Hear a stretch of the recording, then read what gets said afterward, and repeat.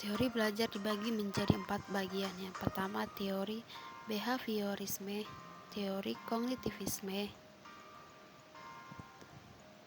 teori konstruktivisme, dan teori humanisme.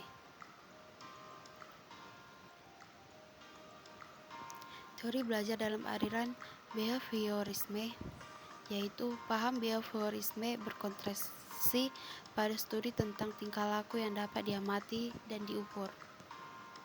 Teori belajar behaviorisme menjelaskan bahwa pikiran merupakan kotak hitam yang tidak dapat diamati.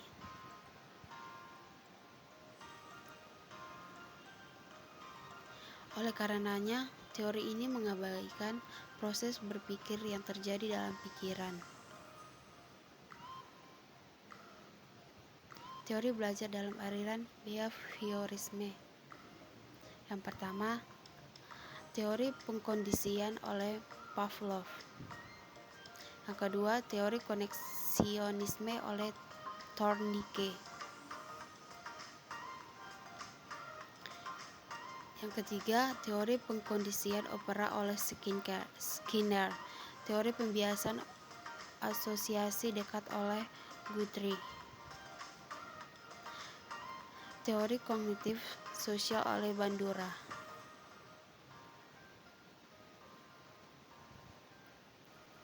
Teori belajar dalam aliran kognitivisme, yaitu kognitivisme didasarkan pada proses berpikir di balik tingkah laku yang terjadi.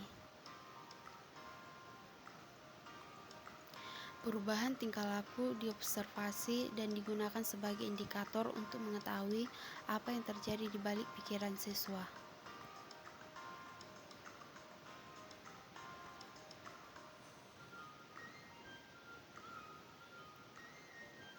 Belajar adalah perubahan persepsi dan pemahaman. Perubahan persepsi dan pemahaman tidak selalu berbentuk perubahan tingkah laku yang bisa diamati.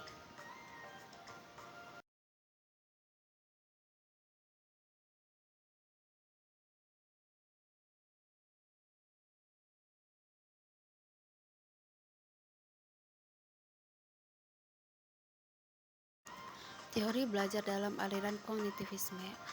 Asumsi dasar teori ini adalah setiap orang telah mempunyai pengalaman dan pengetahuan ini tertata dalam dirinya. Pengalaman dan pengetahuan ini teori belajar dalam aliran kognitivisme. Yang pertama, teori perkembangan kognitif Piaget. Yang kedua, teori pemrosesan informasi Gagne. Yang ketiga, teori Brunner.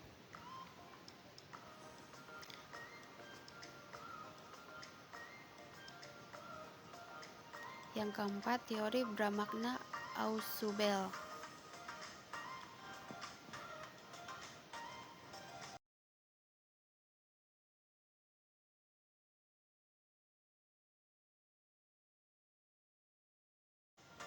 Dan yang kelima, teori Dianes. Keenam, teori belajar Van Hiele.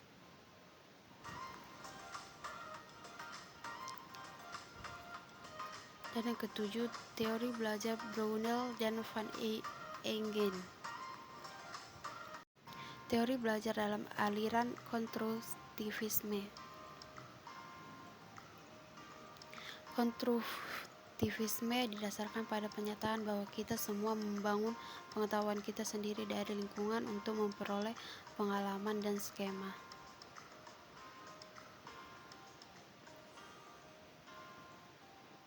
Dalam proses pembelajaran, siswa yang harus mendapat penekanan, merekalah yang harus aktif mengembangkan pengetahuan mereka, bukan pengajar atau orang lain.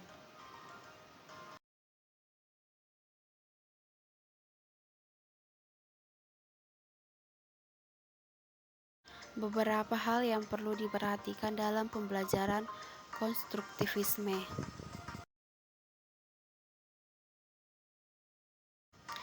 Yang pertama, mengutamakan pembelajaran yang bersifat nyata dalam konteks yang relevan.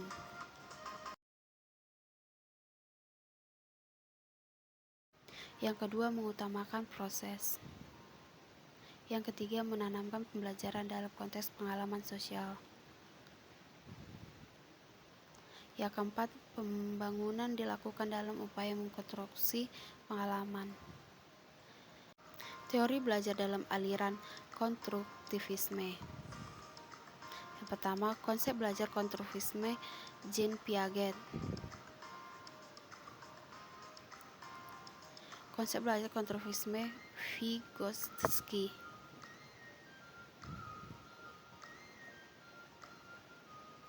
Teori belajar dalam aliran humanisme.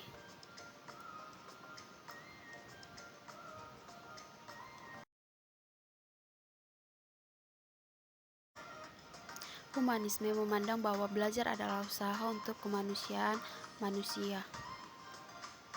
Proses belajar dianggap berhasil jika si pelajar memahami lingkungannya dan dirinya sendiri.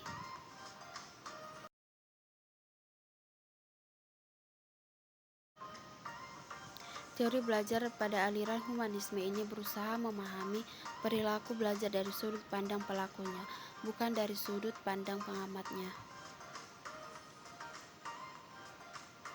Teori belajar dalam aliran humanisme.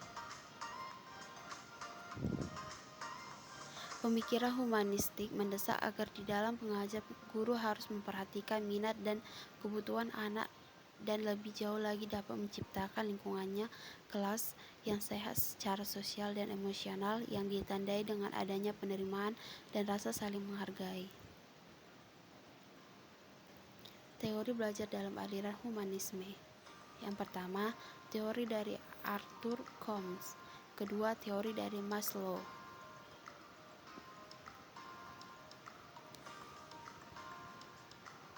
Yang ketiga, teori dari Carl Rogers.